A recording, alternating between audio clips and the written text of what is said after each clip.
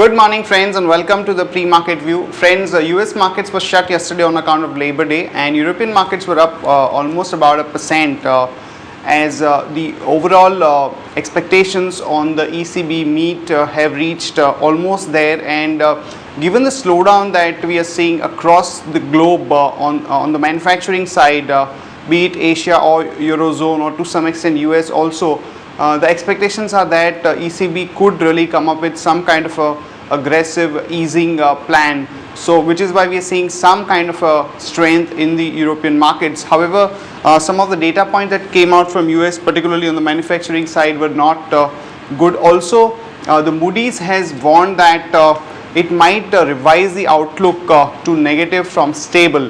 So that is also a bit concerning, and this came post the European markets closed yesterday. So we are seeing that most of the Asian markets have actually opened on a bit negative side, as we have been saying for a while that the data coming out from China and Japan have been quite negative.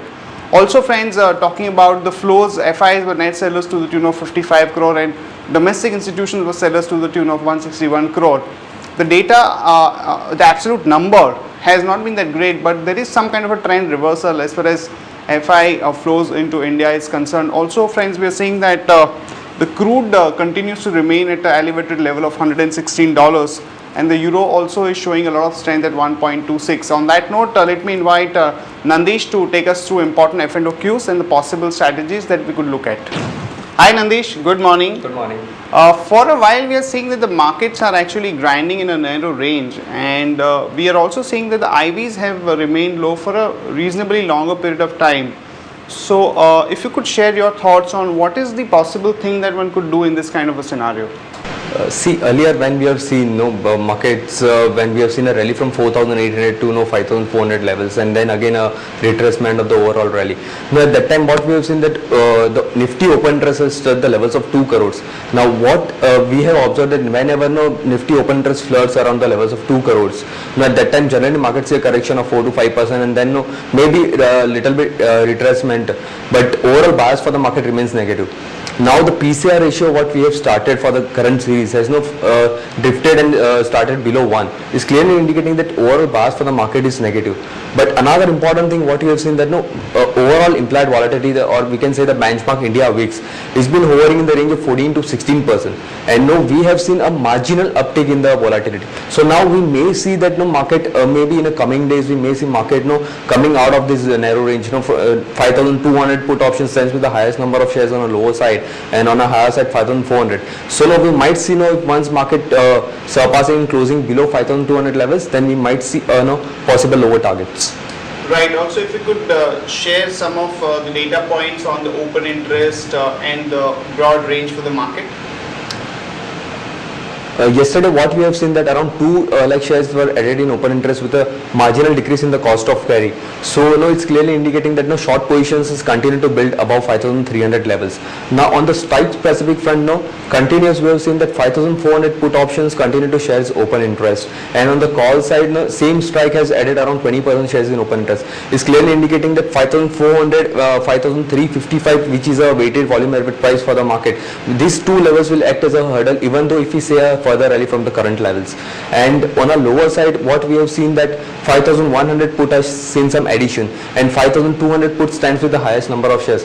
So yes, if we are breaking 5,200 levels maybe say in couple of days, then on the lower side 5,100 and 5,000 levels can also be targeted on the lower side. Right. And are there any stock specific ideas that we could talk about? On the stock specific front, we have identified 3 stocks. Now one is positive, which is Bata India. One can take a long trade with a stop loss of 892.55. Now Kotak Mahindra Bank and Tata Motors DVR both look negatives. Even Tata Motor for that matter, one can buy Tata Motors put option, or one can even buy Tata Motors DVR. One can even sell Tata Motors DVR. Now for both the things, bias remains negative. For Kotak Mahindra Bank, the stop loss will be 586.90, and for Tata Motors DVR the stop loss may be 139.90. Right, Nandish, thanks a lot for that update. Friends, talking about the companies that have hit the news today's morning, South Indian Bank is likely to raise some funds through QIP. and the base price has been set at about 22.13, so one could go long on South Indian Bank with a stop loss of 20 rupees and a target of about 22.5 to 23.5.